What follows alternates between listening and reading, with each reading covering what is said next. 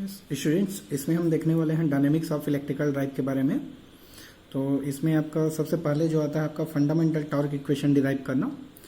तो fundamental torque equation के लिए हम ये कंसीडर करते हैं कि हमारे पास एक मोटर है जिसमें कोई लोड है, ये कनेक्टेड है विथ सेम एक ही सैफ्ट से। तो इसमें आपका जो मोटर में जब इलेक्ट्रिसिटी सप्लाई देते हैं तो इसमें जो टॉर्क इंड्यूस होता है वो एज्यूम करते हैं हम टॉर्क टी।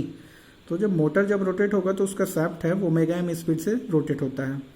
उस टाइम पे आपका जब लोड ड्राइव होता है उस मोटर टॉर्क टी से, तो उसमें लोड में एक टॉर्क वर्क करता है अपोजिट डायरेक्शन पे, वो होता है आपका टी एल। तो इसमें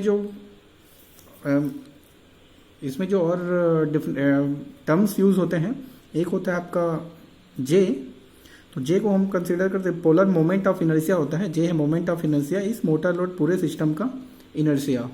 आपका ओमेगा एम इस स्पीड से रोटेट हो रहा है, ओमेगा एम। आपका जो टार्क है कैपिटल टी आपके मोटर टार्क को रिप्रेजेंट करता है, और एक टी एल है वो लोड टार्क को रिप्रेजेंट करता है। आपको ये हमेशा याद रखना है कि आपका जो मोटर टॉर्क है और लोड टॉर्क का डायरेक्शन है ऑलवेज अपोजिट होता है। मोटर टॉर्क अगर क्लॉकवाइज है तो आपका लोड टॉर्क है वो एंटी क्लॉकवाइज होगा, क्योंकि लोड का टॉर्क है ऑलवेज, कोई लोड है अपने मोटर को आगे हमेशा उसको अपोज करता है। जब इस पूरे मोटर लोड सिस्टम का हम इक्विवेलेंट इक्वेशन लिखते हैं तो इस कंडीशन पे क्या होता है आपका motor torque is equal to load torque plus एक काइनेटिक एनर्जी इंड्यूस होता है इसमें, काइनेटिक टॉर्क, ये होता है आपका जे ओमेगा एम।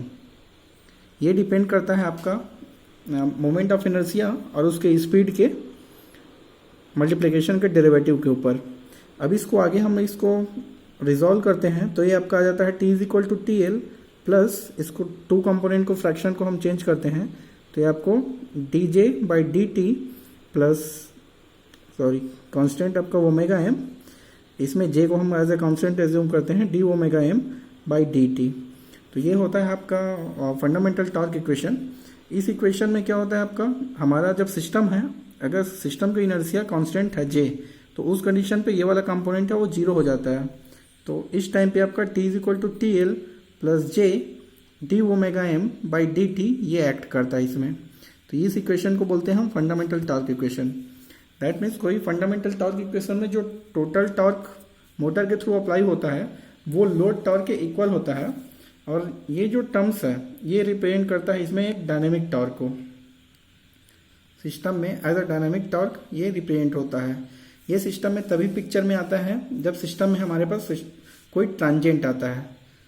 सिस्टम में जब भी कोई ट्रांजेंट अपीयर होता है, सडन चेंजेस होता है, तो एक डायनेमिक टॉर्क के फॉर्म पे ये वर्क करता है। एक्चुअल में ये होता है kinetic energy due to the inertia ये वर्क करने लगता है। तो ये मोटर के साथ में अगर ये एक्सेलरेट हो रहा है कि डिसेलरेटेड होता है उसके अकॉर्डिंग ये सिंबल है वो प्लस माइनस होता है। जब मोटर एक्सेलरेट होगा उस कंडीशन पे क्या होगा आपका जो लोड टॉर्क, मोटर जब एक्सेलरेशन के मोड पे है तो उस कंडीशन पे आपका ये है आपका ये जो काइनेटिक आपका डायनेमिक टॉर्क है वो काइनेटिक एनर्जी के फॉर्म पे ये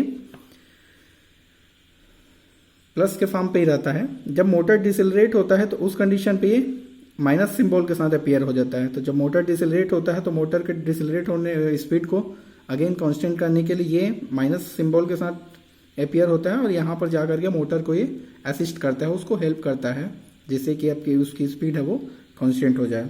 जब सिस्टम है नॉर्मल कंडीशन पे होता है या तो स्टेडी स्टेट पे होता है, उस कंडीशन पे आपका directly T is equal to T L होता है। दैट मीन्स मोटर टॉर्क है इक्वल होता है आपका लोड टॉर्क के।